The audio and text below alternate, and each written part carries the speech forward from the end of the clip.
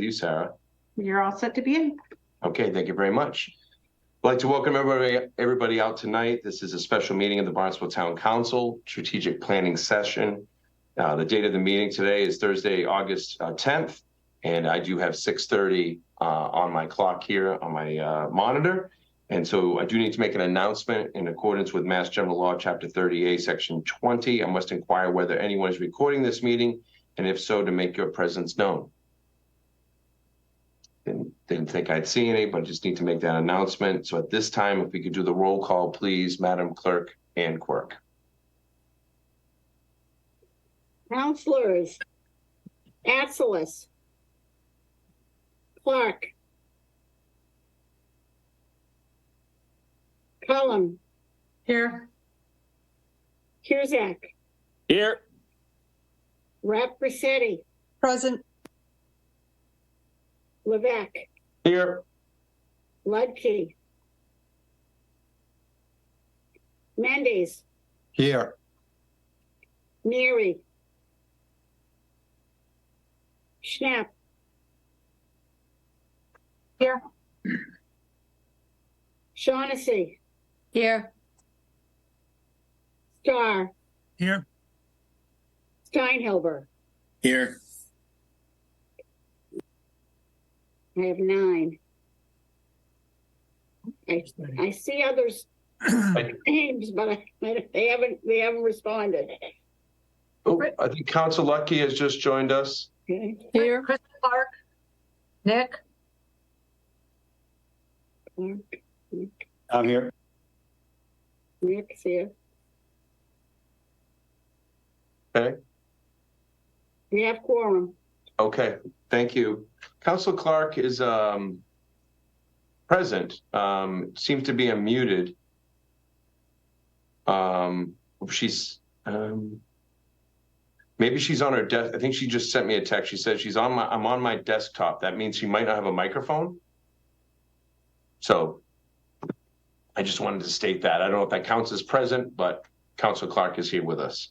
So so moving on with that, if we could all please stand for the Pledge of Allegiance and take time a little bit for a moment of silence. Please remain standing.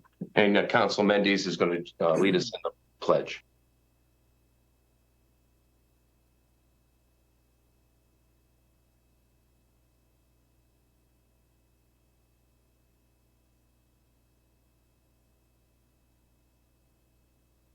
Councilor Mendes, you were muted. Do you want to try that again? Geez, okay. I pledge allegiance to the flag of the United States of America and to the republic for which it stands, one nation, under God, indivisible, with liberty and justice for all.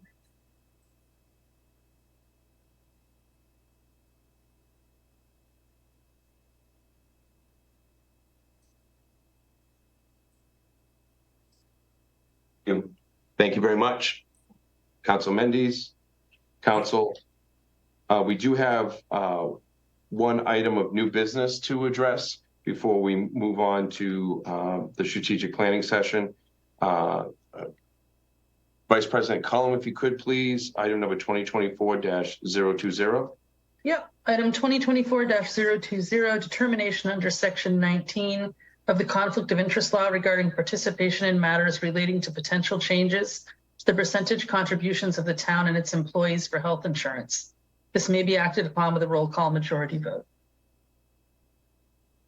Second. First and a second. And we have Attorney Karen Nober here for the rationale, please. Thank you, President Levesque. Good evening, councilors. Karen Nober, Town Attorney. As you know, the state conflict of interest law prohibits a municipal employee from participating in a particular matter in which he has a financial interest unless the employee's appointing authority makes a determination that the financial interest is not so substantial as to be deemed likely to affect the integrity of the services which the town may expect from the employee. An employee who wishes to participate in such a matter must file a disclosure with their appointing authority. And then if the appointing authority makes such a determination, the employee may participate in the matter, notwithstanding his financial interest. Mark Ells has filed a disclosure with the council, and his disclosure has been included in your agenda materials. The percentage amount of health insurance contributions made by the town and by its employees respectively is currently set by statute at a 50-50 split. If the town accepts certain provisions of General Laws, Chapter 32B, the town may pay more, but not less than 50% of the total cost of such insurance. Council leadership has requested a workshop discussion on this issue prior to the town council considering and taking any votes to implement such a change, and prior to authorizing Mr. Ells to participate in such matters. However, in order for Mr. Ells to prepare for and participate in such a workshop discussion, he would need authorization from the town council to do so because he has a financial interest even in just that discussion. So the authorization he is seeking tonight is a limited one. It is one that would only allow him to prepare for the workshop, participate in the workshop discussion, and make recommendations to the council. It would also allow him to make determinations under the conflict law for other staff that he deems necessary to assist him in this effort. But any participation in this matter after that workshop discussion would require further authorization from the council. So I think it's important to also note that many members of the council obtain their health insurance through the town. Accordingly, those counselors would also have a financial interest in any decisions to decrease the employee health insurance contribution, including any decision to authorize Mr. Ells to participate in such matters.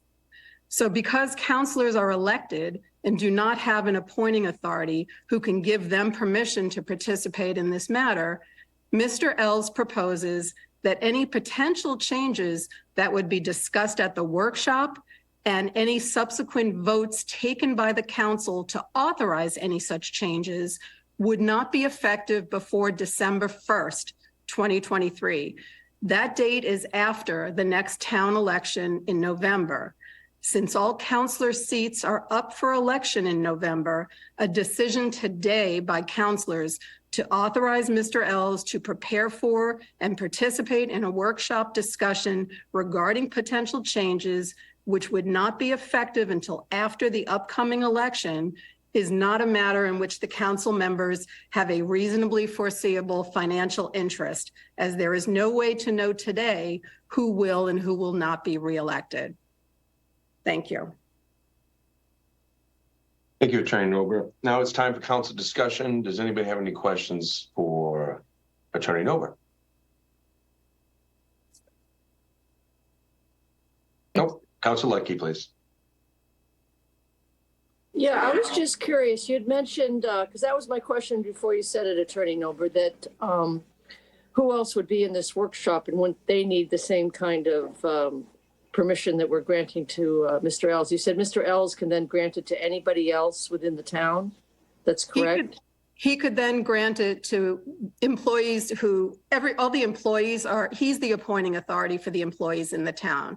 So they would make their disclosure to him and he would give them permission, presumably, to assist him in preparing for the workshop. I don't anticipate it would be a large number of employees, but that he would be able to do that for the sole purpose of engaging in that discussion with the council at either the August 17th meeting or the September 7th meeting, depending on how much time is actually needed to prepare. So we don't have a sense right now of who's going to participate in this workshop? I think it is likely, my discussions have been, it would likely be the Director of Finance, Mark Milne, and the Director of HR, Bill Cole.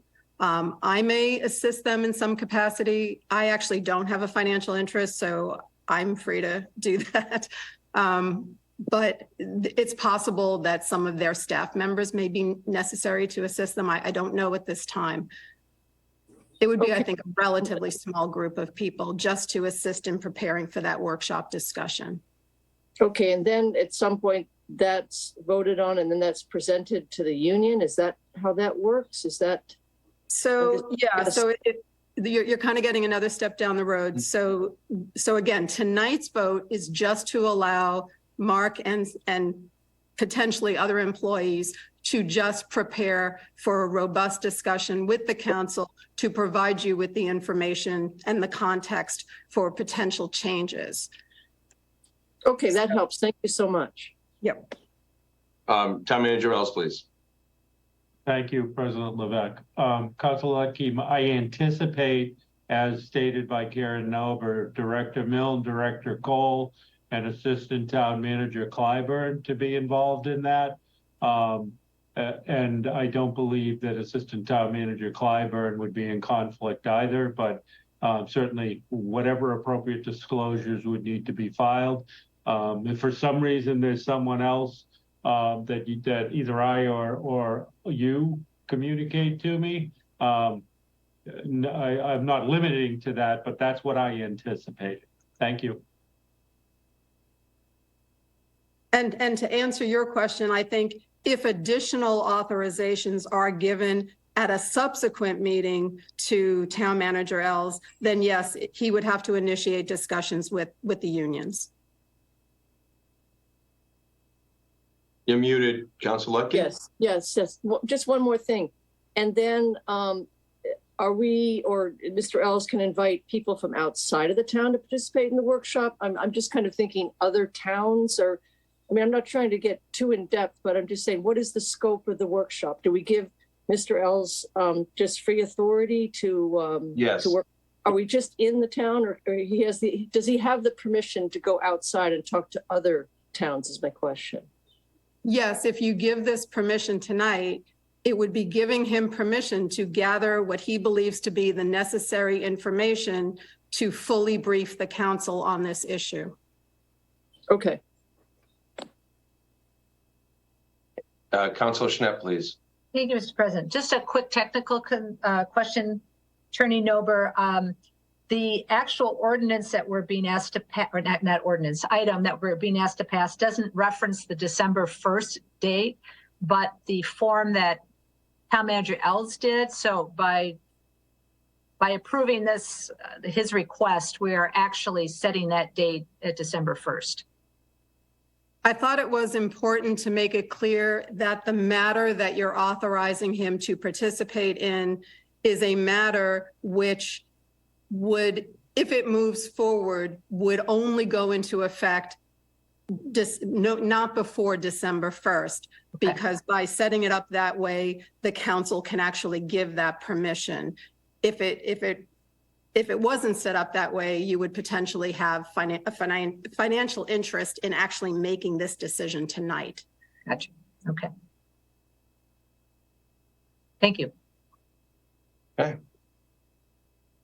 Not seeing any more hands raised. Thank you again, Attorney Nober, for the rationale.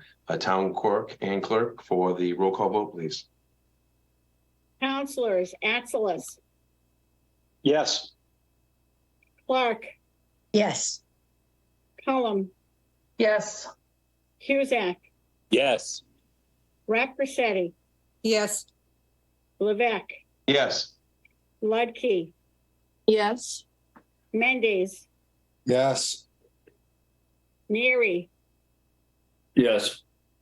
Schnapp, Yes. Shaughnessy, Yes. Starr, Yes. Steinhilber. Yes. That's 13 yes, it passes. Okay. Thank you very much, everybody. Now that concludes the items of new business. And now we're going to get into our strategic planning session. And right off the bat, I want to introduce our facilitator, Dorit Price-Levine, and also helping and assisting would be Patrick Collins, both from CBI. And without further ado, actually, I'm just going to hand it over to Dorit. Welcome. Thank you for being here, and I appreciate you facilitating. Thank you so much, President Levesque. Hello, everyone. Good evening. I'm Dorit Price-Levine. As President Levesque mentioned, I'm a senior associate with CBI. I'll be facilitating tonight, and I'm joined by my colleague, Patrick Collins. Before we begin, I wanted to just share a little bit about my role for this evening, which is essentially to make sure that everyone has an opportunity who wants to speak and to share airtime. So I'll of course request your permission if it seems necessary. You might notice me raising my hand at a certain point, which is only to indicate to wrap up the sentence that you're on, to make time for others to share, because we do have a lot of material that we want to get through tonight. I will invite Patrick to share the agenda on the screen so that we can get a sense of where we're going today. Sorry, just 1 second while I'm getting this all set up. No problem. And Dory, do you foresee like a 2-minute limit per?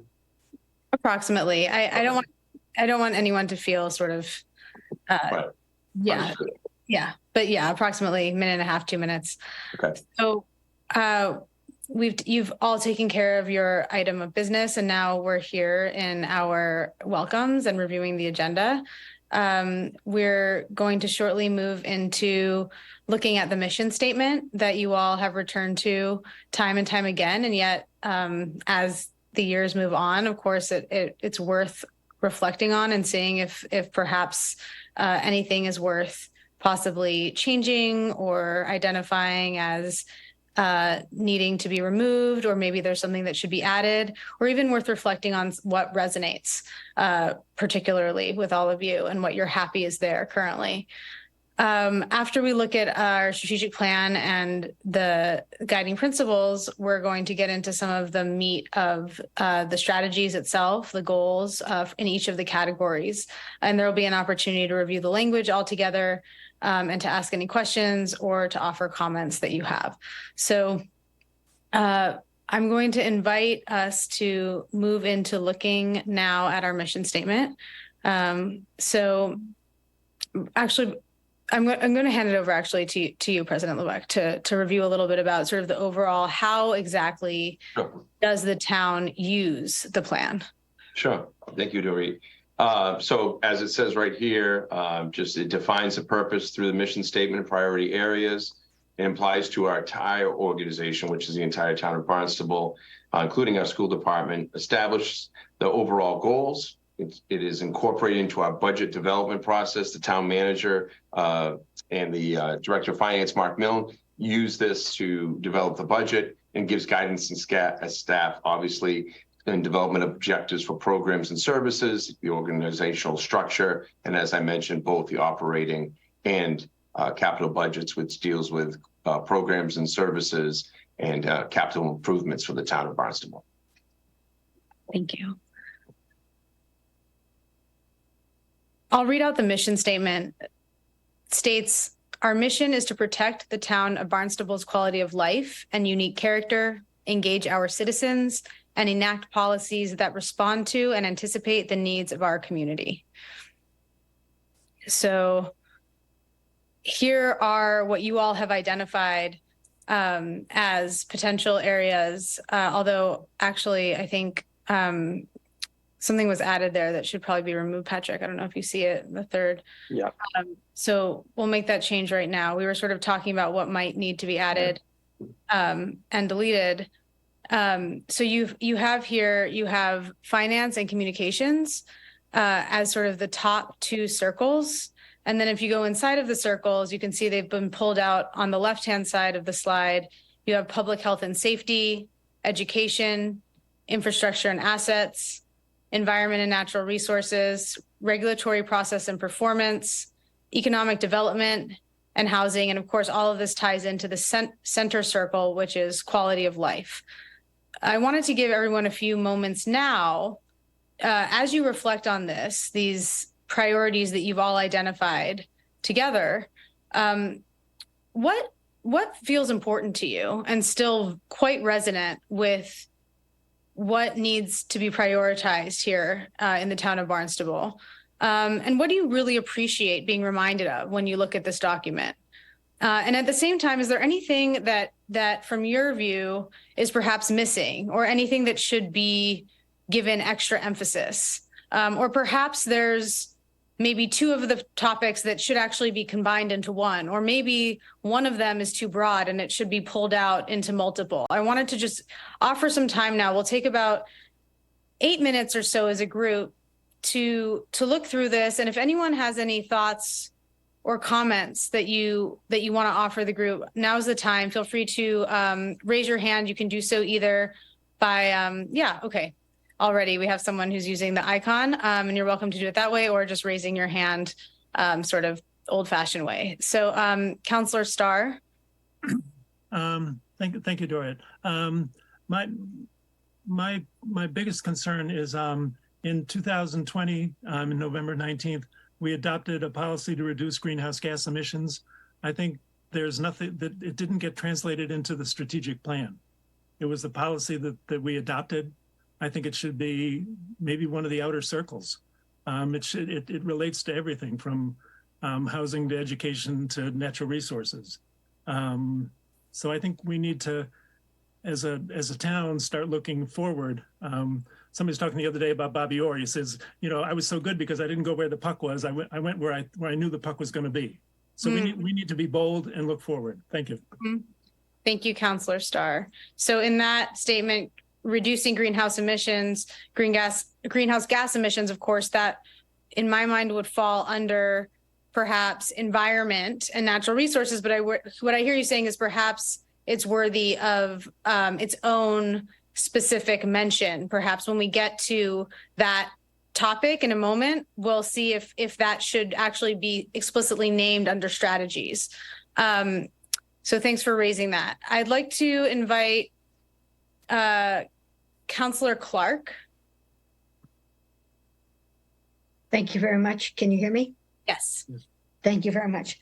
I'm sorry. I apologize for my technical difficulties in the beginning, but how does I feel that this strategic planning exercise does not effectively incorporate all the town's already adopted plans, like the local comprehensive plan that is making a massive, significant investment in our town to reach out to our citizens and to incorporate a plan for our local comprehensive plan. We also have an open space and recreation plan, preservation, historic preservation plan, housing production plan. And I feel that this strategic plan does not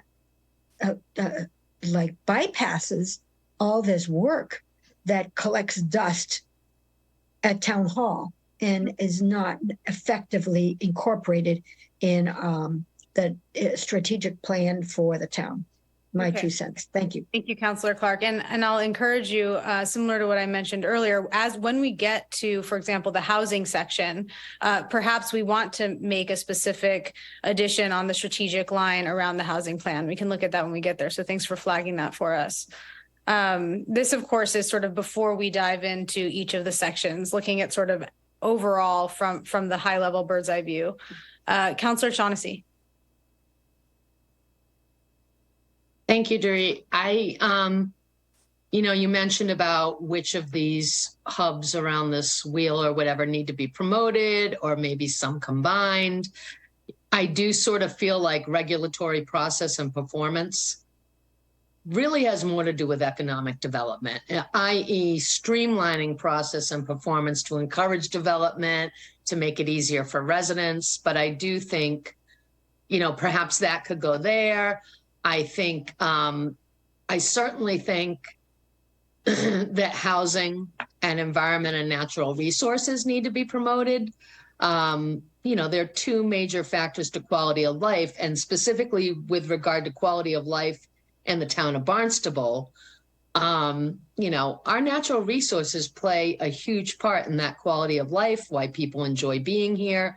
But I also think housing and protecting the environment don't have to be mutually exclusive, but I think they're equally important goals, because I almost feel without the natural resources, people aren't going to come. There is no quality of life. But if there's no housing, it makes economic development more difficult. It kind of tightens down on the finance wheel. So I do think housing and environment, natural resources are two things that maybe should be promoted at the moment. I mean, we have so much focus on our comprehensive wastewater management plan, which is infrastructure. However, it's really about protecting natural resources. Thank you. And making it easier to produce housing on a sewer system. So that's my 2 cents on our diagram. Thank you. So what I'm hearing from you is really key to be focusing in on both housing and environment and natural resources for when we think about what draws people here and for quality of life, even though sometimes the two seem to be contradictory, they actually feed into one another, is what I'm hearing. And then also you mentioned perhaps that regulatory process and performance could be enveloped underneath economic development. I want to put out there an invitation for anyone else here who either seconds that, or perhaps you have a different perspective and you actually believe that they should remain separate. I would like to invite anyone who wants to speak on that. But first, Councillor Schnepp.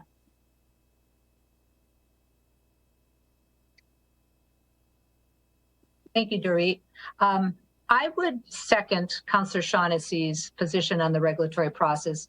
Right now, it occupies a fairly limited role in our strategic plan. I believe that a number of things have been accomplished since this was put in as a strategy or goal in this plan, and incorporating into another one of our spokes would probably be a good timing of that. So I would second that.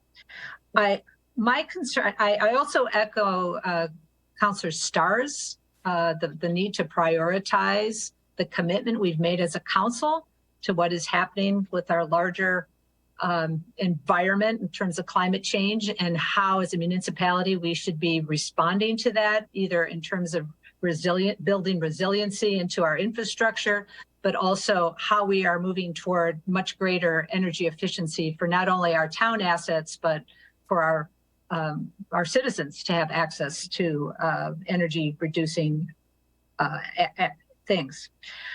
So I wanted to echo that. Then the third area, and I don't have the complete answer to this, but I look at public health and safety, and I actually see the potential of either breaking that up into two categories or definitely refining what we're trying to accomplish there. I think in the area of safety, this whole category is kind of disjointed. We have things related to our drinking water supply, which is obviously important. We have something about substance abuse, and then we have something about policing. And I think that, safety might incorporate a number of things in addition to water and policing, transportation. Are our intersections safe? Do we have safe, ways for getting around the community? So I think safety might actually be its own category that we really can focus in. Heck, we just went through the COVID-19 crisis. And, so there's a lot of elements to how do we stay safe? And then I've been talking at various council meetings about how do we really prioritize some of the concerns of our most vulnerable citizens in town. We do have a lot of provider agencies located in our community. Many of our town departments are very responsive to the needs of our residents. So it's not as if we don't address some of these things, but I think we're lacking in coordination. And so I'd like to see maybe an expansion of what we consider health, not just the traditional public health, but more of a community health model. So that's what I would like to recommend for consideration. Thank you. Okay, so maybe perhaps a little bit more disaggregation, what we mean when we say public health and safety. Do we want to separate the two, or do we want to, if we keep them together, be more specific, perhaps have a community health approach, and also seconding what was said earlier around the importance of environment and protecting natural resources? Let's see. Let's go to why don't we hear from President Levesque? Actually, I'll defer to Council Lexi. Okay. Yeah. Councillor Lutke. She had her hand up first. Great. Thank you, President Levesque. I'd like to echo what some of my previous councilors have talked about. I do think that regulatory processes and performance and economic development should be merged because they do go hand in hand.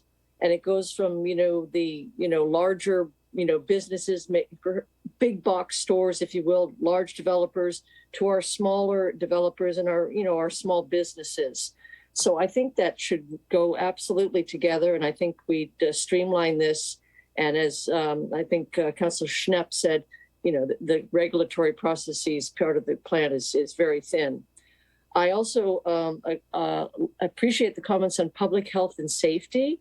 And I think if we could change the name, and it might align with some of the efforts in town. I sit on the Human Services Committee. I think it should be Human Services and Safety. And that speaks to the really, that Councilor Schnepp pointed out, incredibly broad base of human services, nonprofits, agencies helping folks that Barnstable has. It's, we have the only homeless shelter on Cape Cod. So I think human services might be a better umbrella term for that. And you asked for input, and I do think economic development and regulatory should be merged. It would help us streamline and be more efficient. Thank you. Thank you. So another seconding for potentially moving the regulatory process and performance underneath economic development and perhaps changing the name from public health and safety to human services and safety. So I'll put that out there for others to weigh in on as well. And you won't be ratifying anything today, just as a reminder, but this is for consideration now, and then ratification would happen later at the next meeting. President Levesque. Yes, the last meeting we had, and just to, I actually probably put that in my introduction. This is actually the second meeting of reviewing this strategic plan. We did the first iteration of that on October 13th of last year, and it was, again announced that the plan was to try to revisit this again last year. That was a decision that myself and at the time Vice President Schnepp made and suggested would happen. This is the follow through of that discussion. So in that discussion, one of the things that was really implemented and was put in the budget that we really wanted to get through was the diversity, equity, inclusion element that we discussed in that meeting. And my suggestion would be that it would be, and I've been, and I can maybe just send it to you if I could, Dorit. I put some language together, what maybe a goal and what some suggestions would be, and that would be, a larger circle. Actually, kind of what I mentioned to you, just to kind of give you an example of a thought that I already had when we were running this meeting, that it would be one of the circles. Again, there's not a priority in one of the bigger circles, finance, communications. I would suggest diversity, equity, inclusion with some goal and simple guidelines in regards to where that authority lies and really where we are as a community and how we need to include that in the form of, hiring, outreach, and all these quality of life issues, honestly, that are in the center there. So that's my statement on that. Thank you, President Levesque. So to make sure that I'm clear and that everyone's clear, what your proposal is that DEI, diversity, equity, inclusion be added as one of these larger rungs that encircle all of the smaller circles in the center. So you would have finance as the outside and then communications, and then it would be DEI as a third rung. And then with the assumption being that just like finance and communications, that DEI is sort of embedded in each of these, that there's a goal of creating a welcoming and inclusive and diverse environment and attention towards that in all of these different areas. So with that said, I want to, of course, open that up to all of you to weigh in on now. And I'll also turn to Vice President Cullum. Hi, thank you for the opportunity to speak. I just wanted to mention a couple things. With regard to the Human Services Department idea, I feel like, it is an idea and I get that, but there's a lot of money that goes behind a shift like that for a town that's never had a human services department. So I would need to see before supporting that, I would need to see it all fleshed out, what Falmouth does, the whole 9 yards. So I just think this is the 30,000-foot view, things that are worthy of discussion, things that we might want to workshop on. I wholeheartedly support that, but I just think we would need to find out where we're going to get the money to do something like that. With regard to DEI, I just wanted to point out that, I obviously wholeheartedly support that as well. There's two things about it that I wanted to mention. The first is that hiring a DEI coordinator does not make us suddenly an inclusive community. It's a complete and total change in philosophy. It's a change in the way we do business.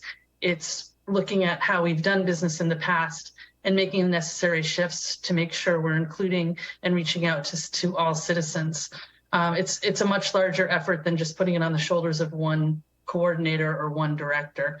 I just wanted to mention that is a kind of an all-inclusive massive effort as well, and one that I wholeheartedly support. In addition, the strategic plan is a document that we put forth for our executive management team to handle. But I would point out that when we support DEI in this way, we need to also support DEI in the policies that we pass in other areas as the legislative body. And one particular reg agreement comes to mind that offended me that we did a few years ago. Maybe it was 2 years ago now. I felt like we didn't double click enough on the DEI component that would have made our town maybe better. So I just want to point out that although the strategic plan is a pathway for management, it should also be one that we're willing to stick to ourselves. Thank you. Thank you, Vice President. So what I'm hearing, I just want to make sure that I have it reflected, is that you're recognizing the worthiness of exploring the idea of renaming Public Health and Safety, Human Services and Safety, but what you're saying is there's actually a lot that goes into that in terms of the details around the flow of finances and capital. And so maybe putting a pin in that and having that be a future workshop, that could be a discussion. And then second, when we talk about DEI, that it's much more than hiring one person, but that it really needs to be fleshed out in all of these realms, which does make me wonder if putting it in that larger circle is a reflection of that. And then the next step, of course, would be to see how it would trickle into each one of those circles, so that it is much more than just hiring one person. Philosophically, it belongs on the rim. I agree. Okay, thank you. Councillor Shaughnessy, or actually, have we heard? Yes, Councillor Shaughnessy. Did you want to go to Councillor Schnapp or Ludke first? Someone who has, oh, sorry. We've all. I realize everyone has spoken. That was what I was. Oh, okay. Yes. What I was going to say about DEI is I really think it should be one of our guiding principles. The second to last of the guiding principles is being accessible and keeping the process open. I think it should be, it starts out, we also believe in diversity, equity, inclusion, and accessibility. I think outside of having it as part of the diagram and part of the plan, I think it should also be under our guiding principles. And I know we jumped over talking about those, but I did have a few of them that I thought I won't mention right now that are either redundant or maybe inappropriately placed there. But I felt that some of those could be tightened up as well. In the mission statement, Patrick, do you mind flipping to the slide before? Is that what you mean right here? Yeah, no, there's on our old strategic plan, there's also guiding principles and sort of a bullet list of items. I see. Okay. We don't have that slide. So that'll exactly. That'll I said, skip over it for now. Okay. Sounds good. Thanks. Councillor Schnapp. Thank you. I also agree that DEI is an important principle, and how we decide to diagram it, I am more than happy to go along with the council's feelings about that. I did want to circle back to the discussion on the changing or augmenting the focus of public health and safety. I don't think there was ever any mention of actually creating a department. And so, I mean, that may be something that would happen, but that isn't what I was presenting as a way to just focus on another part of the quality of life in our community. So I would hate to have people not support that because they think they're supporting a development of a new department. I think you need to change the terminology then. Yeah, well, human services is something that I think Councilor Ludke brought up because we already have a human services committee. So that's what came to her, that was her suggestion. But I'm not wedded to necessarily having to call it human services, but I'm also not shy to call it that because I think that is an important thing. Okay, so it sounds like there's a difference. For some, it sounds like hearing even the term human services implies that there's a department, whereas for others here, it's really a broad term, doesn't necessarily imply a department, but more so nodding to all of those various human services that are provided without necessarily requiring the creation of a new department. Councilor Ludke. Yeah, that's why I raised my hand. Just to clarify, I in no way intended that we create a department for human services. I was suggesting a term that would perhaps be more encompassing. I mean, most of these dots around here, these circles, are not departments. It's kind of, catchphrases that equate people with things that we're doing. So I don't sure where the department idea, it's not my idea at all to create a department. It was just I thought a better term. And when I think of public health, I almost relate that more with regulatory, doing things in keeping with regulatory structures that keep our people safe. So I just was proposing, I thought, a better term, but absolutely not proposing a department. No. Thank you for clarifying that, Councilor Ludke. And I think it is worth likely putting a pin in to have a workshop about the terminology here. And of course, so many of these terms, we all have different associations with each one and what they represent. And that, it sounds like looks different for different folks here. So I'll suggest perhaps that a workshop happen around that and what terminology we want for that rung.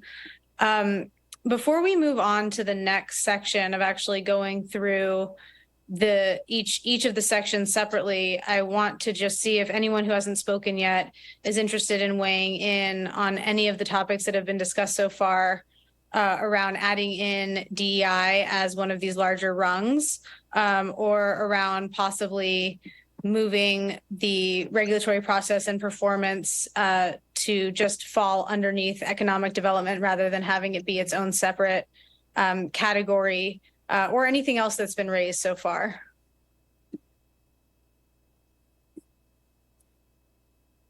Okay.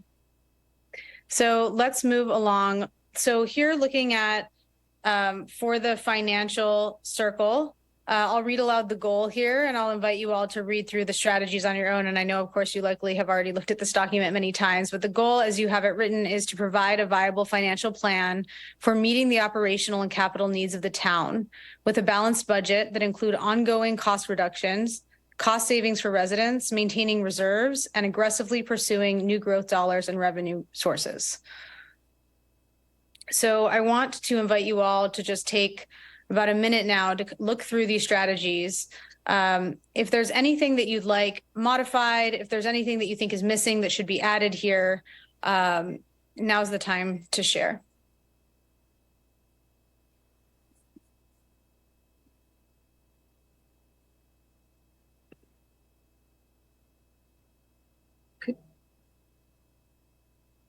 Could you bring it back to finance? You skipped ahead on a slide. Sorry about that.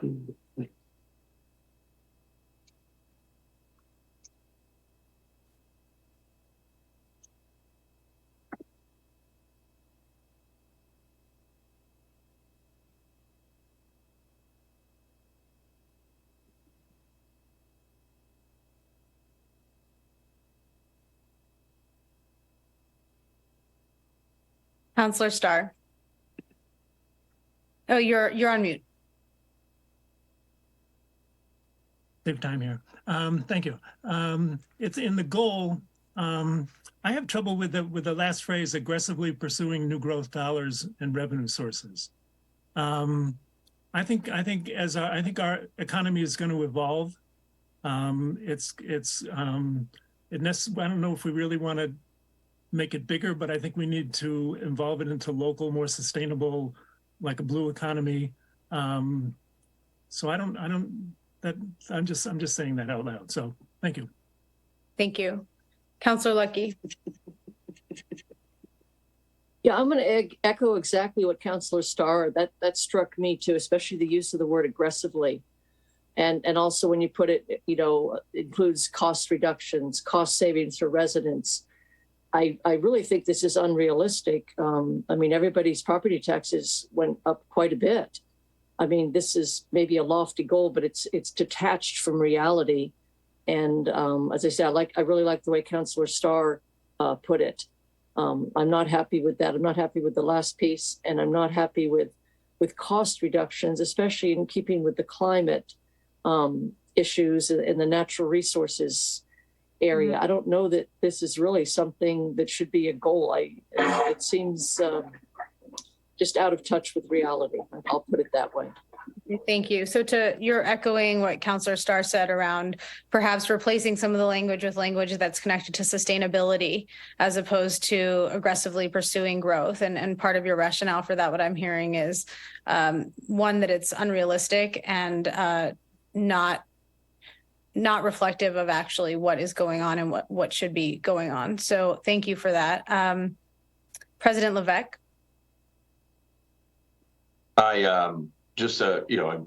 I completely understand where Councilor Starr and Councilor Lepke are coming from. I can understand maybe striking the term aggressively, but I think it is important to pursue new growth dollars and revenue sources. And that doesn't necessarily mean, it could mean redevelopment. You know what I mean? It could be finding actually, it could be taking an old building and making it more energy efficient, and at the same time raising the tax dollars. So I think pursuing new growth dollars and revenue sources is important.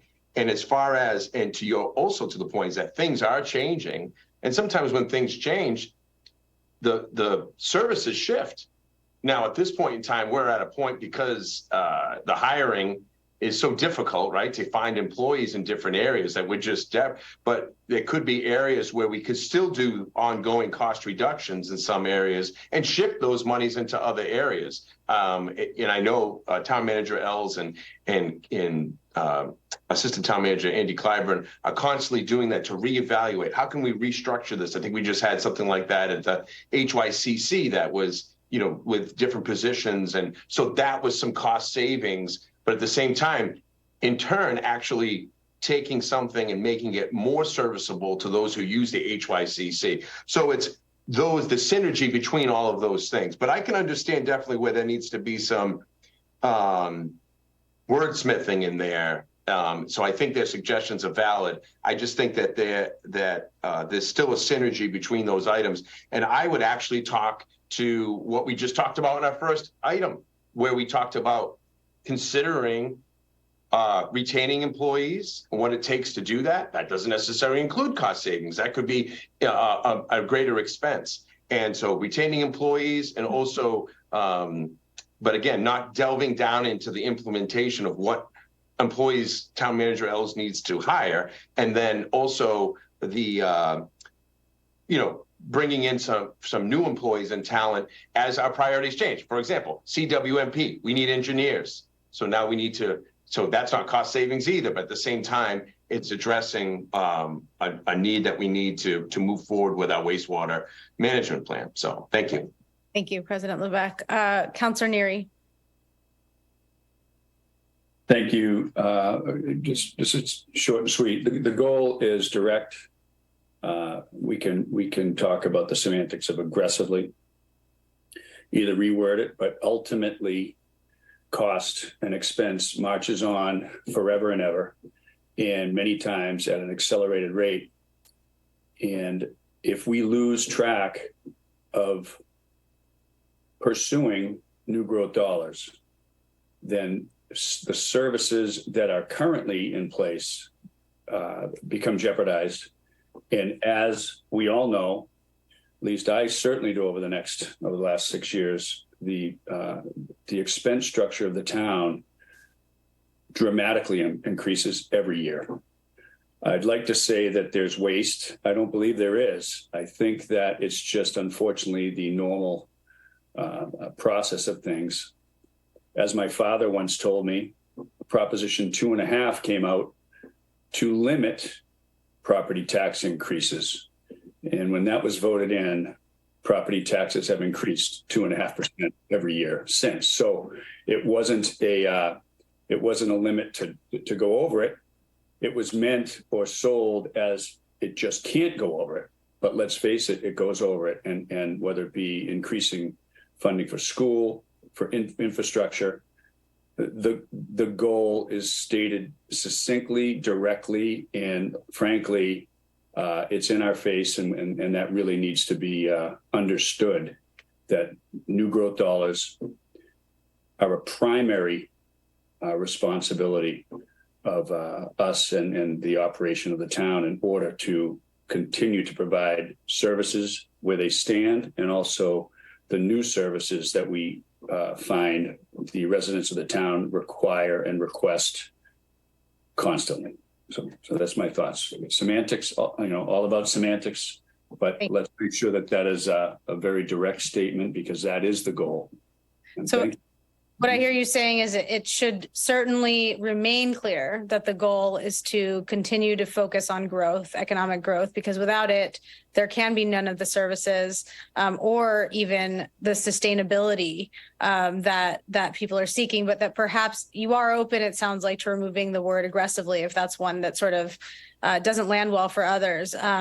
So that could be something that's up for discussion here. Councillor Mendez? All right, thank you very much. Councilor Neary, I echo everything he said. I don't think we should remove aggressively. Let's not get it twisted. When we're trying to get new growth dollars, we're not the only town trying to do that. We have to be aggressive. We owe it to our residents to be aggressive. And we also owe it to our residents to reduce cost whenever possible. They have to do it. We all have to do it in our homes, so we have to do it as a town. Obviously, we don't want to sacrifice services and stuff we have, but I think that mission statement is great. I think the goal is great. It's very poignant, it's to the point, and it's exactly what we should be doing, aggressively pursuing new growth dollars. This is a competition, and we can't forget that as we're aggressively trying to get new growth dollars in this town. Thank you. These things just aren't going to come to us. Thank you. Councillor Steinhilber, do you also underscore that same point of the importance actually of leaving the word aggressively in, or do you have a different take? Well, 2 points here, and also reminding my fellow councilors. One, if we're going to give up on cost reductions and cost savings, then we're just doing a poor job of being stewards of taxpayer money. Bottom line, we're not doing our job. Secondly, we do need to aggressively pursue new growth dollars. If I'll remind everyone, in our budget, we expect at least $750,000 a year in new growth dollars just to sustain what we do. It's not to grow services, not to grow departments, not to grow more programs. That's to sustain. And really, it should be more like $1 million. So we better be aggressively pursuing that, because our entire budget and our town revolves around new growth dollars. And like Councilor Mendez said, we are in competition every day from every other town. We need to be the destination. We need to be the ones pulling in those new growth dollars. We are the largest town on the Cape, and we need the new growth dollars to keep maintaining the services that we have intact for our town. So I would leave this goal exactly like it is. It's an excellent goal, and I wouldn't change a word of it.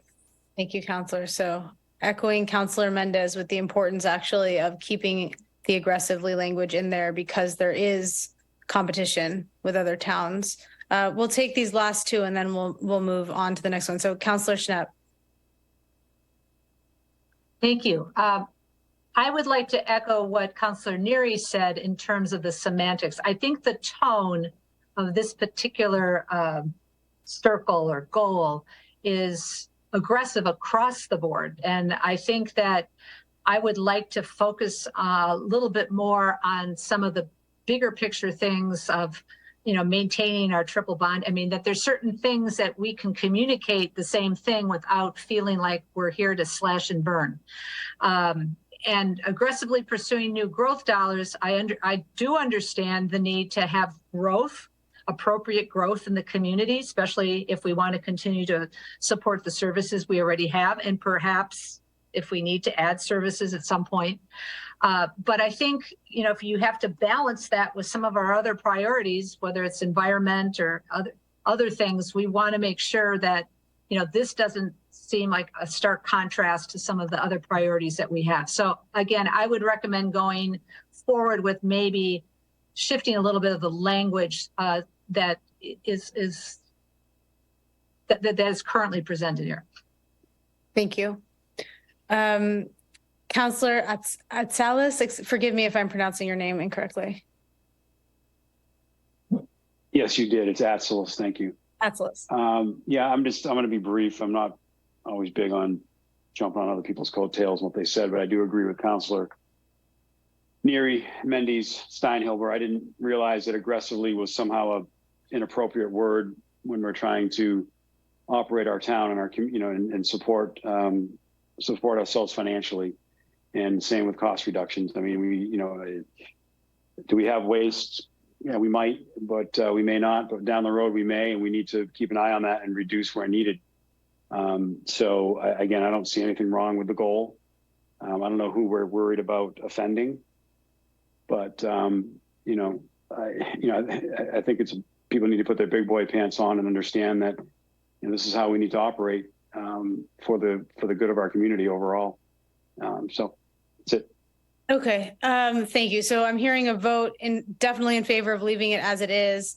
And I'm sure that, those who are expressing other perspectives, have their reasons for doing so as well. And I want to just make space for that, for this to be a productive and friendly collegial conversation about what kinds of language should be included and what should not be included. Sounds like there's a mix. I'm hearing a slight not overwhelming, but a slight majority for keeping things as is, keeping language as is. However, there are a number of you who would like to, it sounds like, remove or shift some of the language slightly. So with that, I think we'll move on to the next one. I do want to we will offer the notes, of course, to you after this about what was discussed here. And so I think if you are interested in having a conversation about the language and the semantics of this, that could be a future workshop, but also if enough of you are comfortable leaving the language as is, I think it could simply just be left as is. I see that we have one more hand raised. Is it burning, or are you comfortable with us moving on? Or can you make it quite concise? Yes, I just don't understand the term. It's capitalized, open budget. Someone could tell me what open budget means. Okay. Down in the last bullet. Support and promote the open budget. I'm wondering if this is a moment where perhaps our town manager would like to share. Open budget is what we put on our website that illustrates to anybody that goes on there our municipal budget. Okay. So it does require support and effort on the part of our finance department, and it may evolve into other opportunities to communicate. So it was an effort. We didn't always have that opportunity. Our public wants to see our budget, not only in the budget book, but in other forms. And that's what that is. And I think probably if you have time, we can have Mark Milne, talk with you about what we do now and what we foresee in the future to keep that budget accessible to our public. Thank you.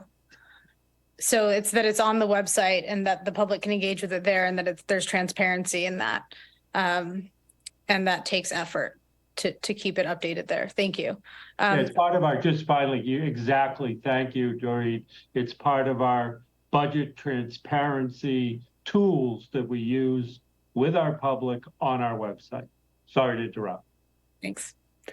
Let's move on to the next rung here, the next circle. So the next circle is communication, which of course is again in the outer rung. So this one is in every circle, just as the finance is. So the goal is to improve communication amongst the town council and town manager and their staff, amongst town's councilors, between the town and its residents, boards, commissioners, volunteers, and visitors, to foster participation and positive results that meet the needs of the community. And I'll give you all a moment to look through the strategies And I invite your comments here if there's anything that you think should be modified, or if you think it should stay exactly as it is, or if there's anything that's missing. Yes, Councillor Steinhelber. Thank you. I'd like to possibly consider adding a strategy, something along the lines of researching follow-up survey methods for citizens and businesses to provide feedback after interactions with town regulatory services. Okay. Thank you. I'm noting that. Does anyone else want to second that? Is that something? Yes, Councillor Mendez, or anything else? You're muted. We can't hear you.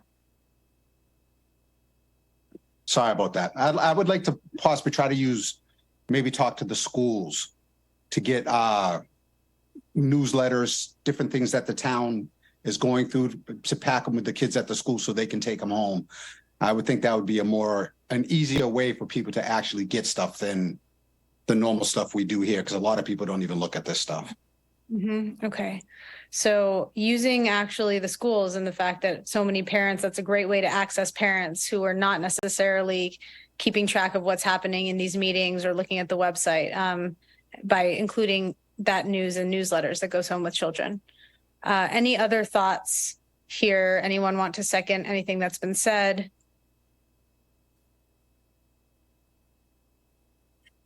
Yes, Vice President Collum. Yeah, I'd like to second what Councillor Mendes said. You know, it's a well-known fact that when there's human capital, people pay attention and people care. And our greatest human capital is what's in our schools. And the parents of them are really an untapped resource and voice when we talk about DEI and social equity issues. So any sort of relationship we can foster with the school department on that, which, you know, up until now during my tenure they've been, very reticent to allow us to send home notices and things like that. But, you know, I don't read half the junk mail I get, but I never miss a thing that comes home in my kid's folder. So I think it is a really important and untapped resource, although I do have hope for the future on that. Okay. Thank you. Thank you. We have time for one or two more comments on this one before we move on to the next. Yes, Councillor Shaughnessy. Thank you. I know something we've always encouraged is sort of collaboration. I was thinking under the strategy about utilization of various platforms. I think that maybe in addition to, local newspaper and radio stations are one thing as outlets, but also tapping into the social media of all the nonprofits around us. Because there's a lot of people out there who may not follow the town website, but they may be receiving services from different agencies, so that if programs for children or different things the town is doing is also promoted, almost as a press release from our town, so that those nonprofits can also share and disseminate on their social media, their newsletters, just to encourage more participation or better, greater likelihood of people finding out about these things. Thank you, Councillor. Any other ideas for improving communication? Yes. Councillor Etzelis. Thank you. I just had a question on the third bullet, utilize existing communication to work with community groups to disseminate information to their members. Is there an assumption there that also includes the church community? Great question. I'll turn it to the town manager to answer that if you know the answer. Sorry, I didn't mean to cut you off, sir. It's okay. No, and if not, I would just say maybe we should include that as well, because they're an excellent resource as well. We're getting information out to the community. We absolutely, and I would have to talk to Director Poyant for all communication, certainly, but I know that during COVID, we regularly worked with our church community to reach all and to disseminate information. And I know that we've gone beyond that. and we would not exclude any group, large or small, to help us better communicate with our public. Okay. Well, yeah, if that's being done, you clarified that for me on that bullet. So whether or not it's necessary to have a separate bullet for that, I'll leave that open to those with more, as communications department, as far as that's necessary or not. Thank you. So we're moving on now to the next one, which is getting into the actual circles themselves. I'm of course noting if we were to add DEI to one of those larger rungs, that would be here now, where we would be discussing sort of what the goals language would look like and what the strategies language would look like. So that might be something we return to at the end, or President Levesque, do you want to say anything about that now? Your hand was raised. I'm sorry. I was just getting ahead. I had something to say about one of the strategies. Oh, for economic development. Okay, so let's move on to economic development now. So the goal here, as it reads, is town council and town manager to support and grow a vibrant economy with a diversity of businesses, both for-profit and nonprofit, and a strong labor force. Please, President Levesque. I was simply going to say the first bullet point under strategies, neither one of those committees exists, so we can probably just strike that. Okay, thank you. Councillor Steinhelber. Thank you. The purpose of those committees, I think, was still valid, though. So I would suggest we add a bullet there in place of that. To identify outdated zoning and regulations to ensure they are reflective and responsive to current economic trends, business development, job creation, and entrepreneurship. Okay. Thank you. Does anyone want to agree with that suggestion or propose something else or a different change? Yes, Councillor Shaughnessy. I just want to voice my support for Councillor Steinhelber's suggestion. Thank you.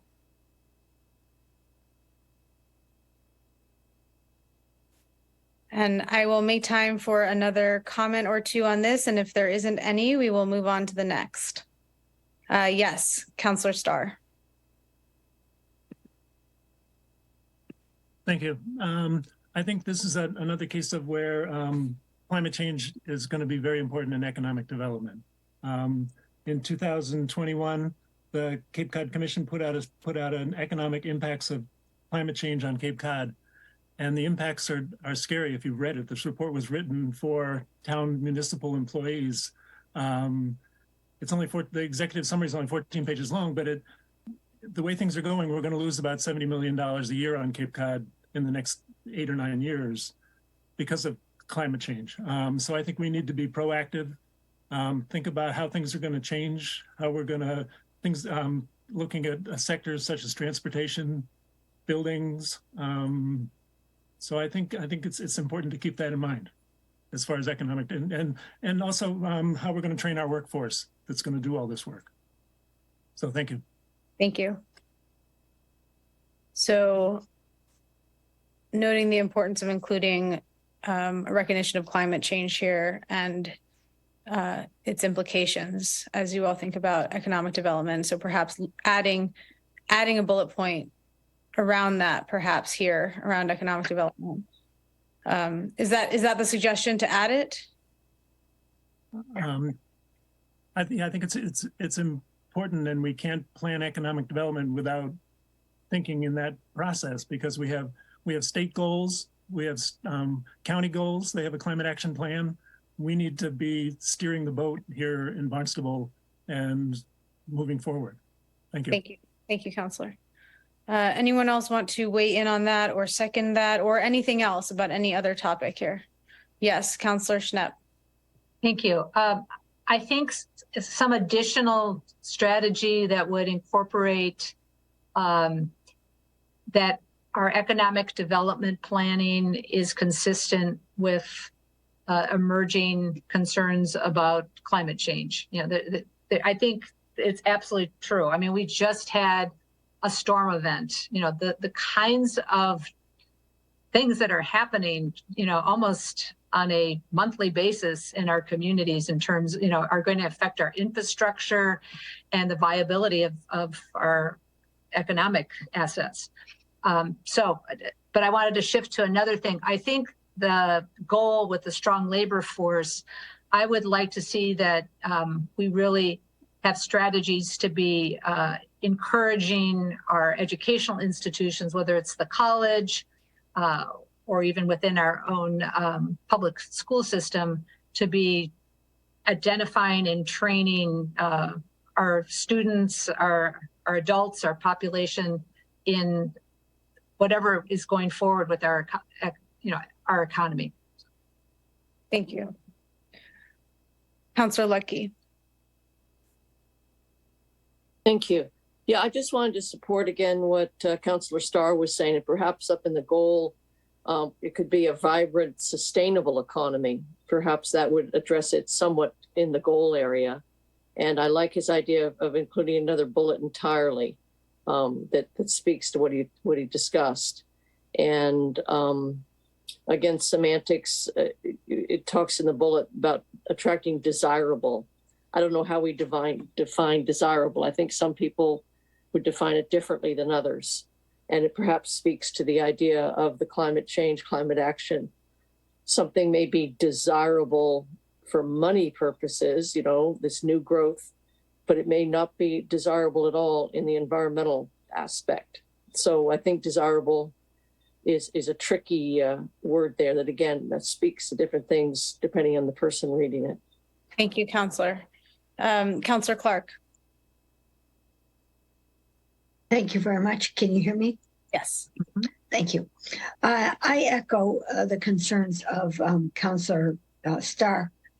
In my precinct, the tornado came through yesterday or 2 days ago, and climate change is facing us, or we're dealing with the effects of it very immediately. And I'm lucky the tornado didn't come through our house, but it did down the street. And I do think we have to incorporate climate change responses from the town in our strategic plan. And I hope that as we move forward, we understand that it's taking an extreme toll on our DPW, structures and grounds, highway department. I can see the debris down the street from me from contractors that have been hired. So climate change is an important part of as we move forward.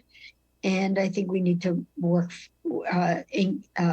integrate that in our strategic plan as we move forward. Thank you. Thank you. Thank you, Councillor Clark. And I'm the final comment on this one from Councillor Atzelis. Oh, you're muted, sir. Sure. I just wanted to comment on Councillor Starr's comments, and I'm not saying this in any sort of jest, but I mean, that sounds to me like aggressively pursuing revenue and economic development. So I think, you know, I think that's, I do agree with him, but that sounds like an aggressive pursuit that we have to combat, you know, what Councillor Starr highlighted. And I guess the other comment I would have is the comment about desirable. I guess, you know, why would we do anything that's not desirable? Are we looking for pain and angst? I guess I need some clarification on that.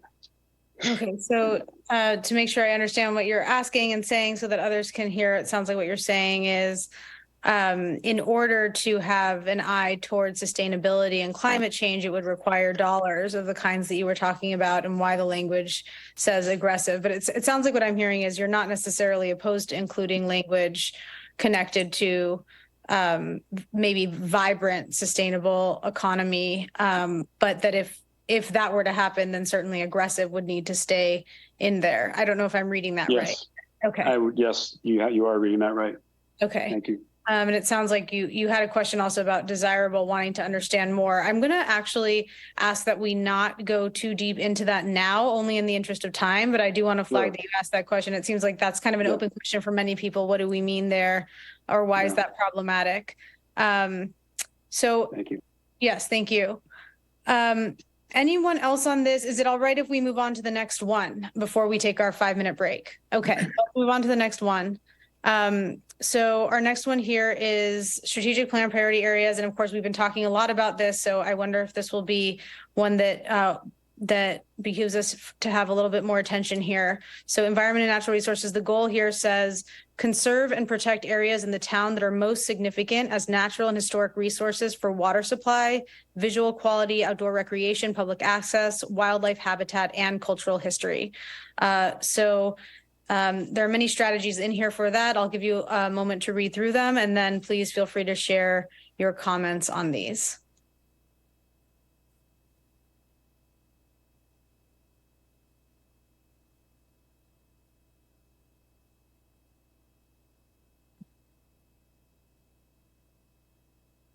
Councilor Etzlis, is your hand raised from before, or is it a new hand? Okay. Old hand.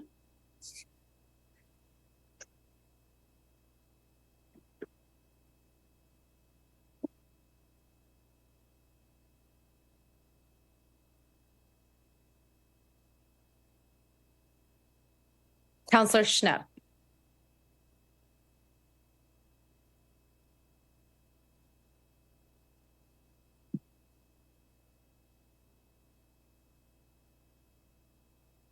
Councilor, you're muted. I'm sorry. And I was muted, telling you that you were muted. Sorry, I thought I'd unmuted. Under the bullet, raise awareness of conservation areas and town-owned open space. I've heard some recent concerns from folks that feel like we have not been able to, I don't want to say prioritize, but may not have adequate resources to enforce some of the regulations and permits and all sorts of things relative to conservation, things that the Conservation Commission rules on. And I would like to make sure that beyond raising awareness, that we're actually putting enough sufficient resources to enforcing the conservation regulations that are out there.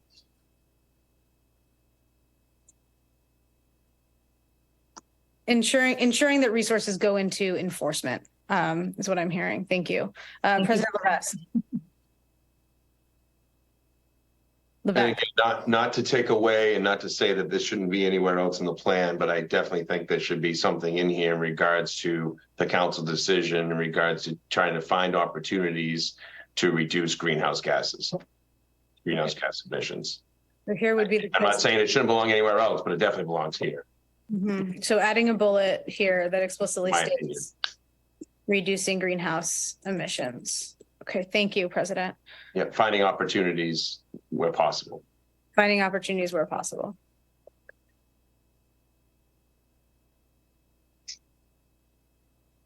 Yes, Councilor Shaughnessy.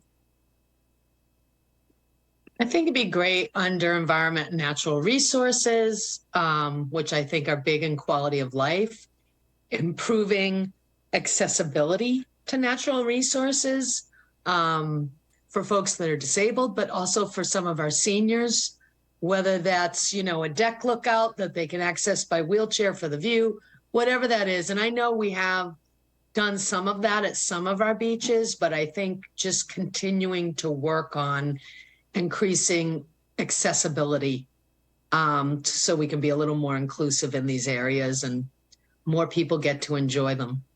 Thank you. So improving accessibility to these natural areas for both disabled folks as well as elderly folks alike. Thank you. Yes, Councilor Clark.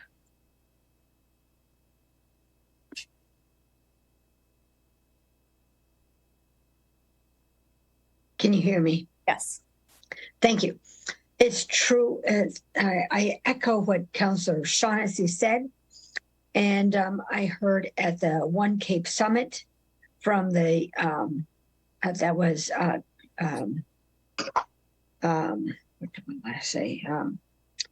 crafted by or spearheaded by the Cape Cod Commission, that the economy is our environment, or the environment is our economy. And if we have a poor environment, there is no economic development here.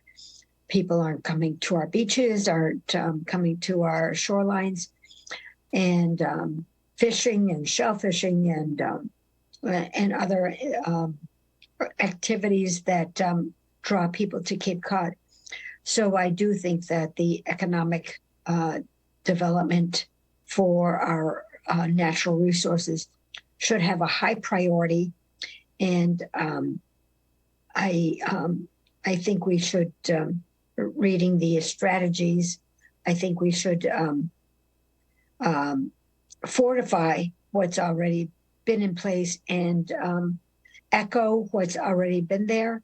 And when it comes to natural resources, if water quality is part of our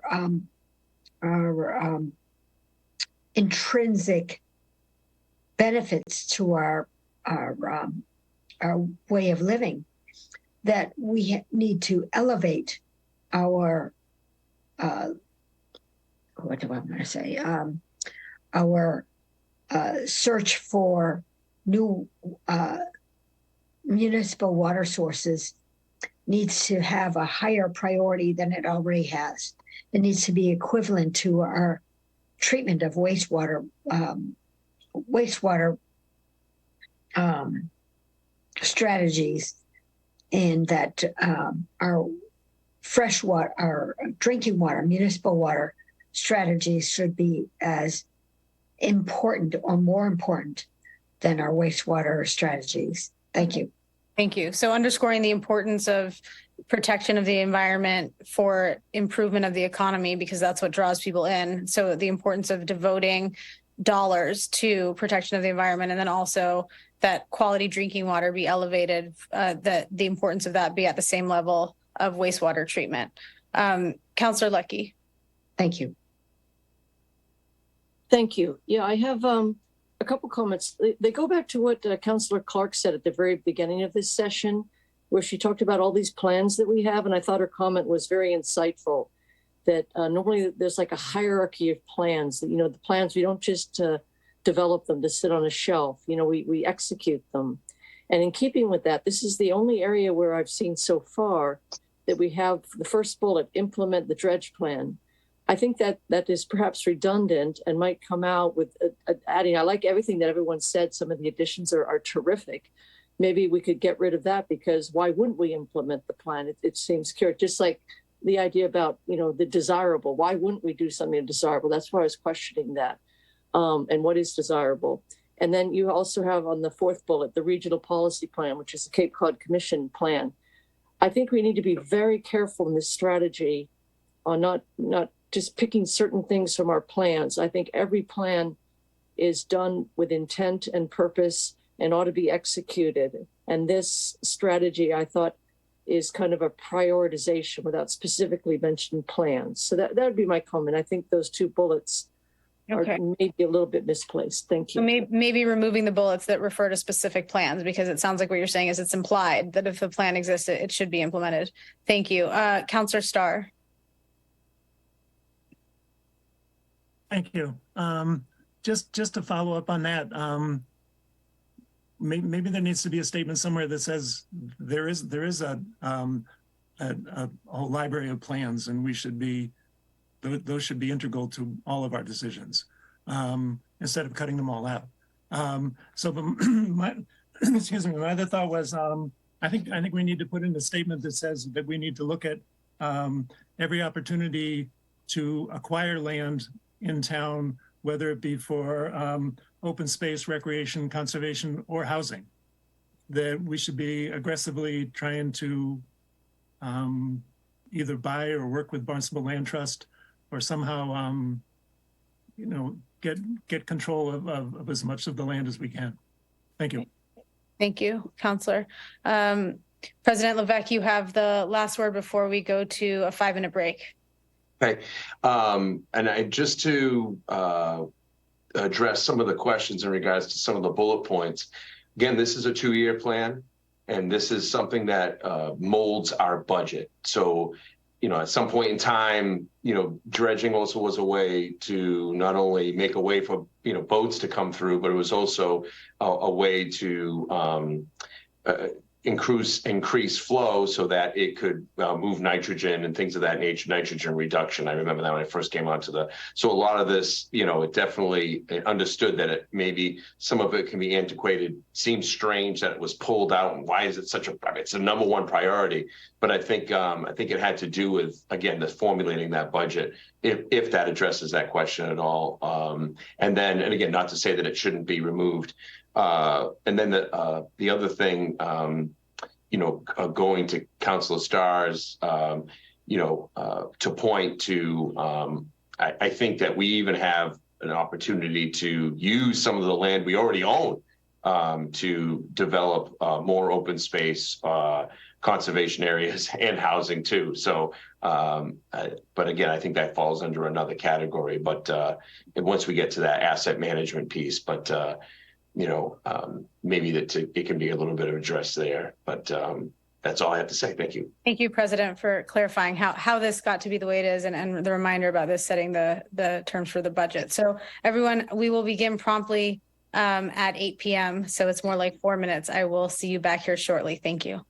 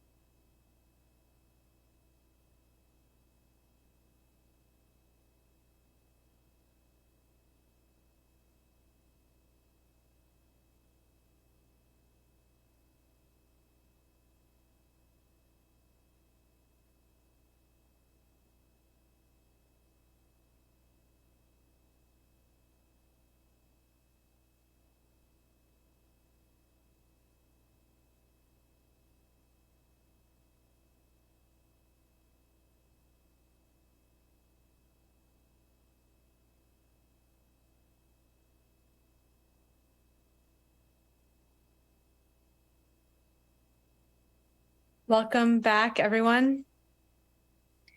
I'm going to begin again. We will turn to the topic that I'm imagining we will move through quite quickly. Patrick, if you'll go back to the two before this one, because this was the one that you all suggested be subsumed actually under economic development. So if you don't mind resharing that screen, and the slide is strategic, it's regulatory process and performance. So the goal is work with the town manager and staff to have an efficient, customer-friendly, predictable regulatory process. Are we all of the opinion that we should simply remove this, or do you think that it should remain separate? Yes, Councillor Steinhilber.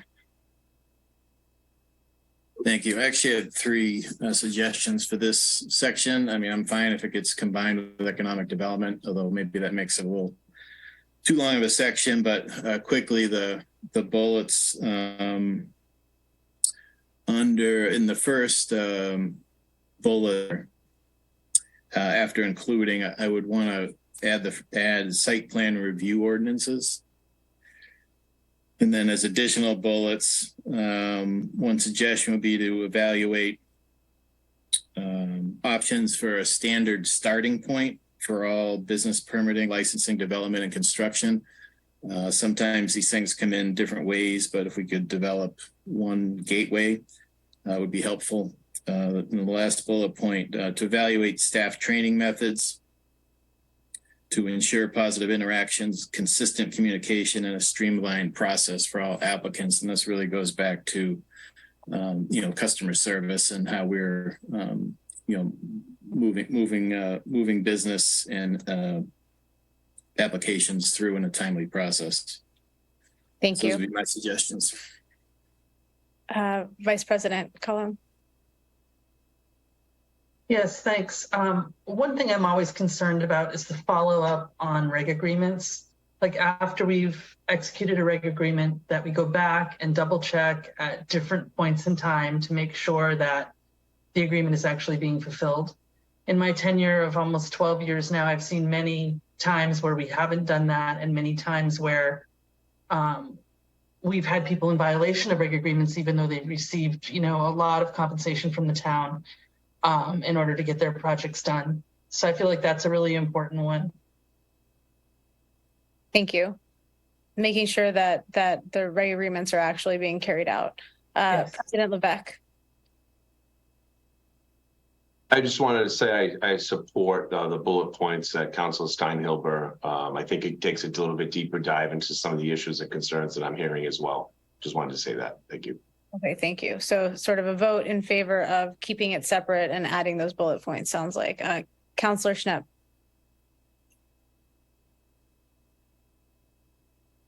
Thank you. I agree with both Councillor Steinhilber and Councillor Cullum, but if we wanted to incorporate the enforcement piece of the regulatory process, I think the goal should incorporate that language. Because right now, it's the focus of the goal is all about the front end and making it, which I have no problem. And in fact, I would encourage more customer friendly and predictable regulatory process. But I think also the enforcement, whether it's a zoning enforcement or a reg agreement, I think we need to make sure that we have confidence that that's occurring. Okay, so perhaps adding language around enforcement into the goal itself. Just add with teeth, that'll work. Just kidding. With teeth, thank you. Okay, if there are no further comments on this slide, we will move ahead to the public health. Oh yes, Councillor Schnepp, one more thing.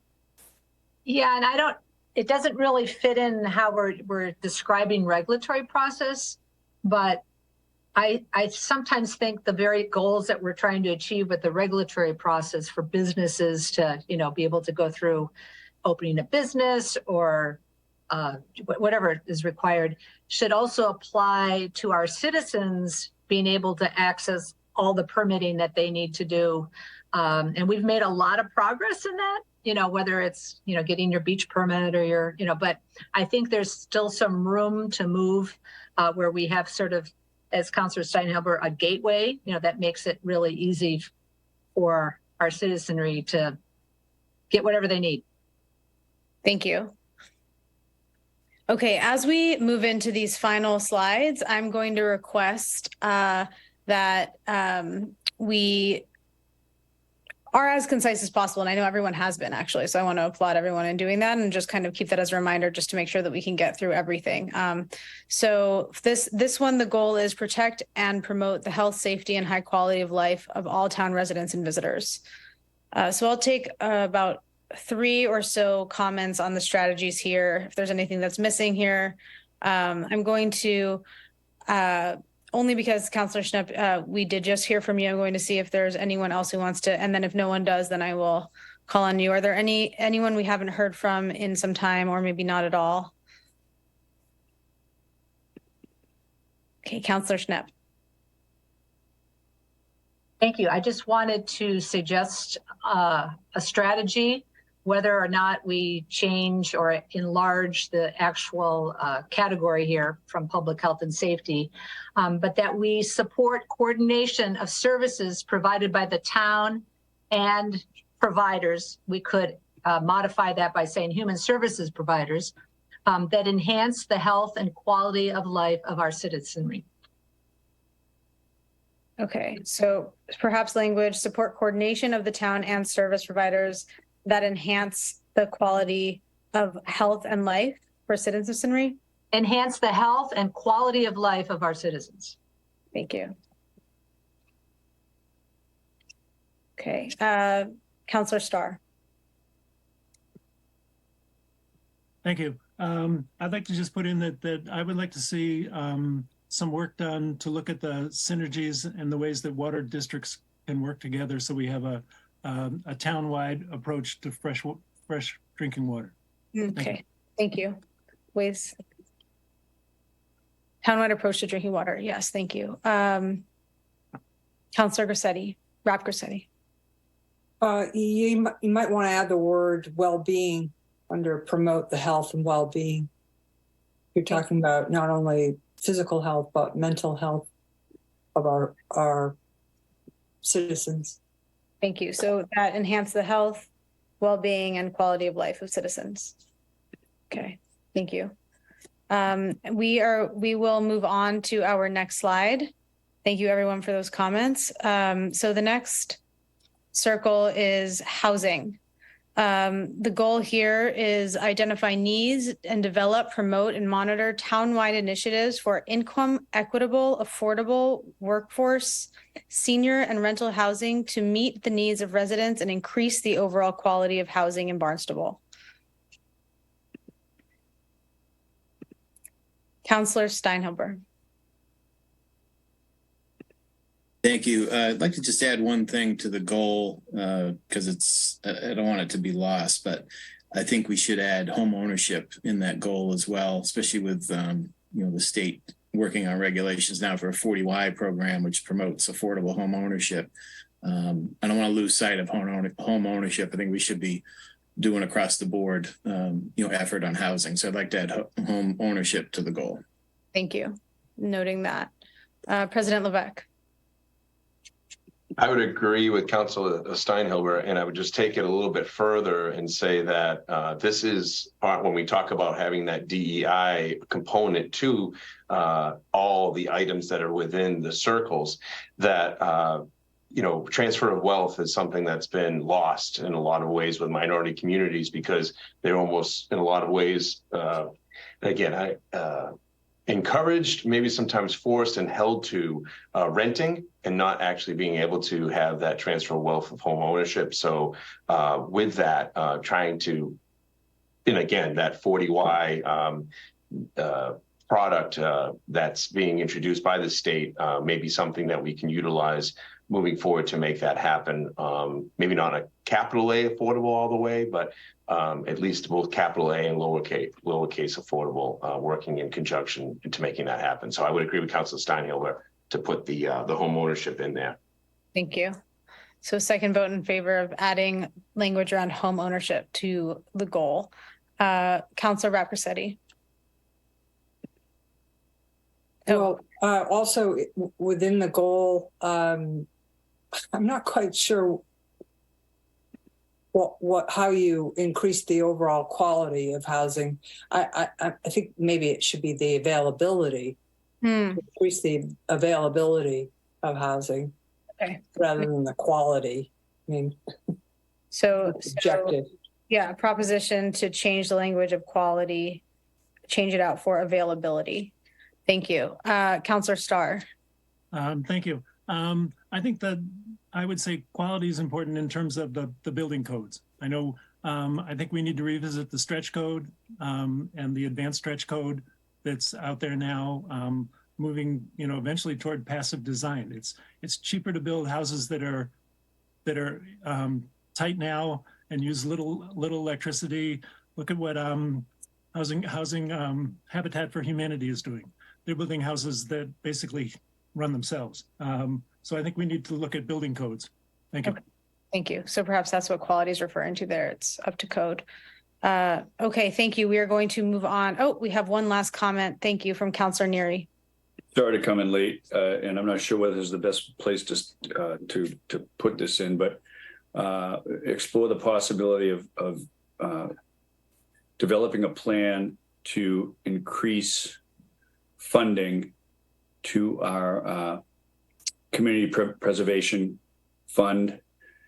Affordable housing is not affordable, and I think the only method of making it affordable is through philanthropy or some form of a structured fund to assist builders in the regulatory process to create additional homes at affordable rates. So maybe some wording needs to be done in that, but I think the big picture of things, in order to kind of create the strategic plan and try to get a result out of it, I think that will be in the future really required in order to make it happen. Okay, so perhaps providing some kind of funding or incentives to builders to provide affordable housing. Thank you. President Levesque. I understand where Councilor Neary is coming from. We do actually have a component with our housing trust to be able to utilize. So maybe somewhere we can mention utilizing, partnering with our housing trust that, in ways of, encouraging development, partnering. Thank you. Councilor Starr. Thank you. Just one quick comment. It says review the housing production plan. The housing production plan is in process of being rewritten. I would love to see it finished. Thank you. Okay, we will move on to our next slide now. Thank you, Patrick. So this next one is strategic plan priority areas, infrastructure and assets. Goal is maintain and improve existing infrastructure, capital assets, and aquatic resources, make improvements when necessary, and ensure town assets are managed, maintained, and disposed of to serve the highest and best uses moving forward.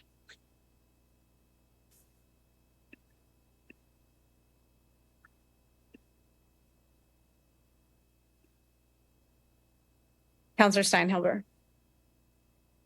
Yeah, obviously one of the important things we're working on now is our implementation of our CWMP, and that's not really outlined here, maybe with the gravitas that it should. So I would support adding a bullet that continue to implement and view our CWMP plan.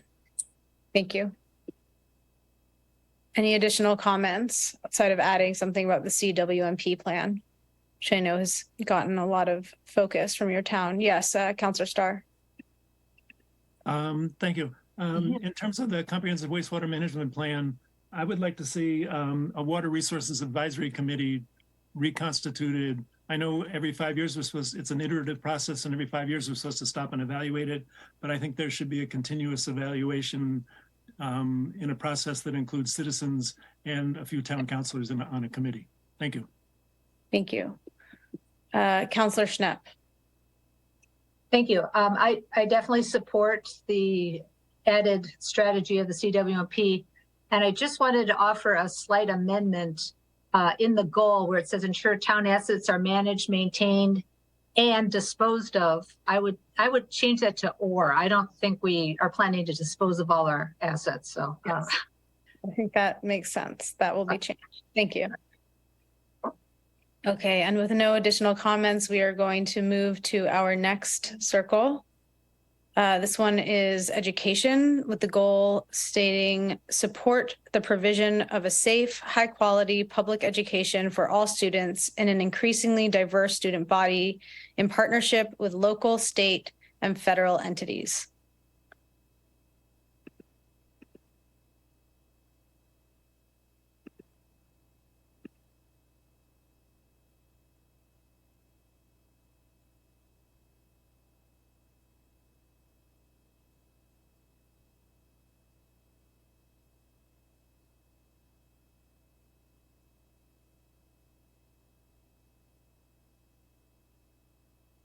Any comments, requests for modification, anything that should get removed here? Yes, Councilor Schnapp.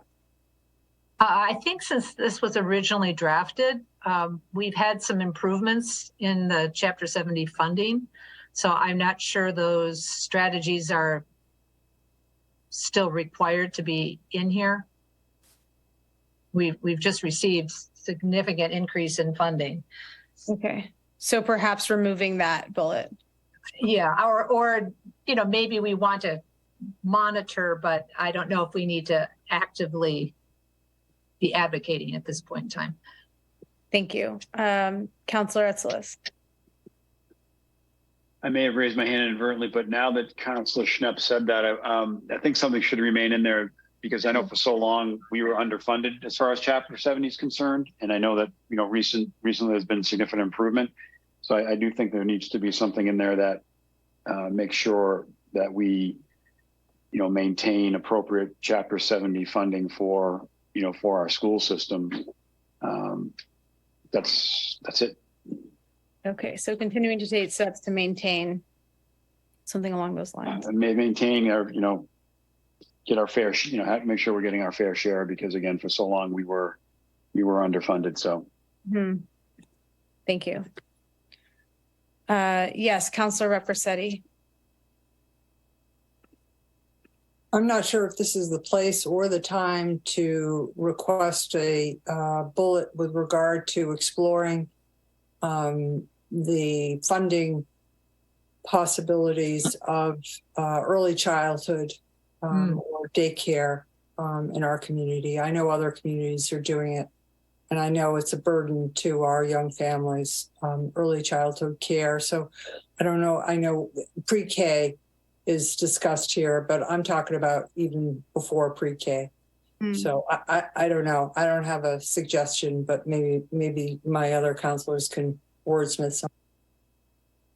Thank you.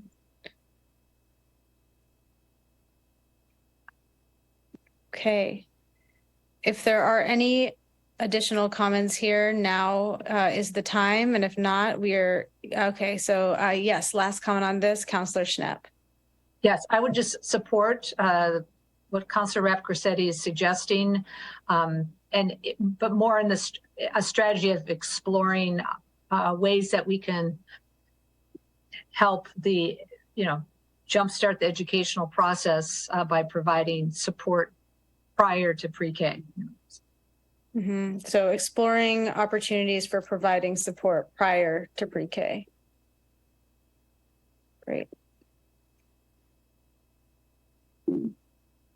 So thank you, everyone. And Patrick, feel free to stop the screen share. I want to just take a quick moment to synthesize a little bit about what I heard and then review a little bit about what will happen next.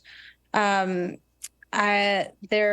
have been a variety of requests for small changes to language that will be noted in the notes, and that you all can then decide whether or not you want to ratify, like subbing or for and that kind of thing. There were some notes about changing words like aggressively that got some pushback, and that might end up just remaining the same.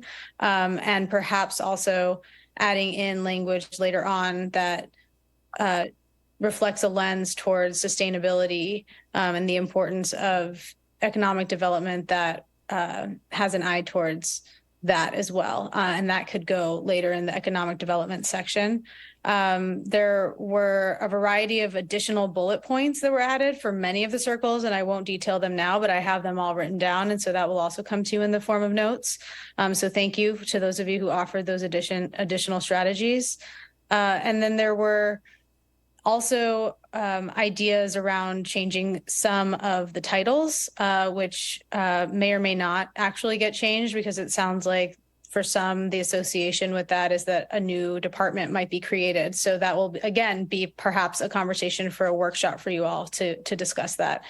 And finally, it sounds like there was unanimity around adding DEI to that outer rung, and that of course would then lead to many further discussions about how to incorporate that into all of the circles, so that in each area really you're promoting inclusivity and equity and diversity, and that certainly would be an ongoing conversation.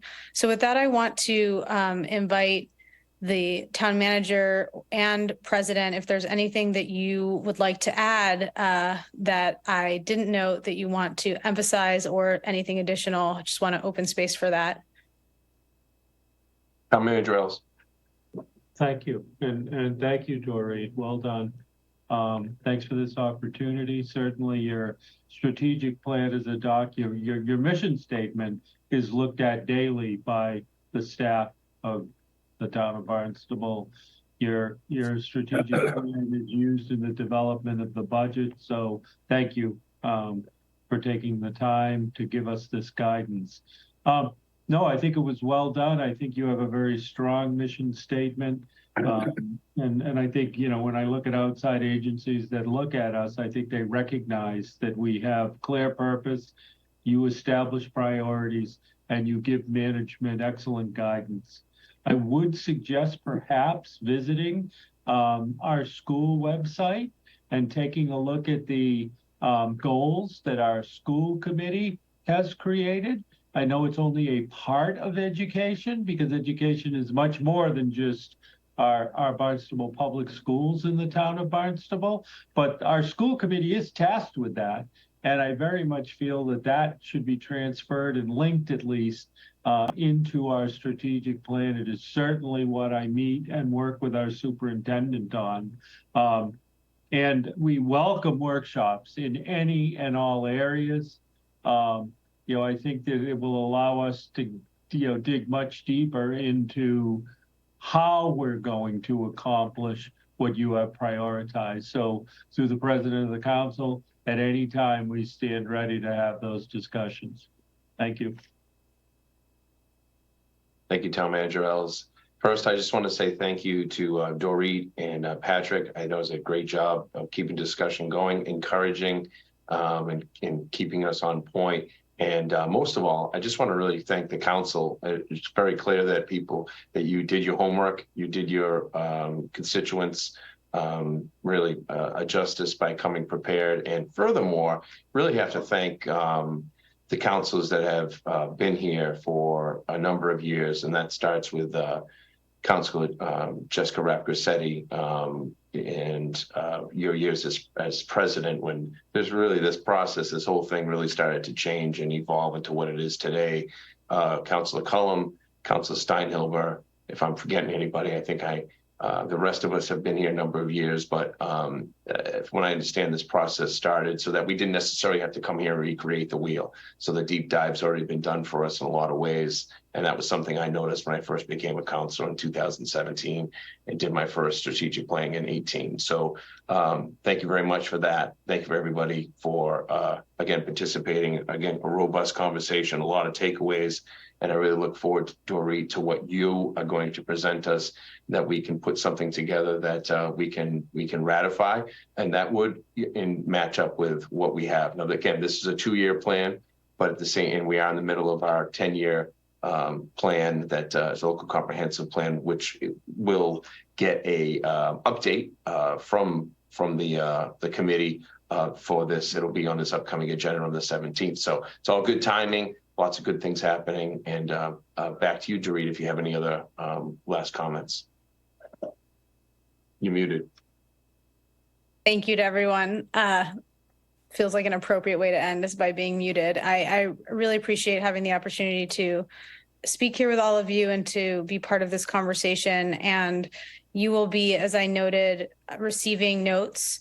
Everything is recorded and will be posted on the website along with the PowerPoint slides. And the notes from this meeting we will take and we will look at, and we will provide you with a document that hopefully will be of service to you that you can then take forward and ratify based on what we heard here today. So thank you everyone for your participation, and I hope that you all have a really wonderful rest of your evening.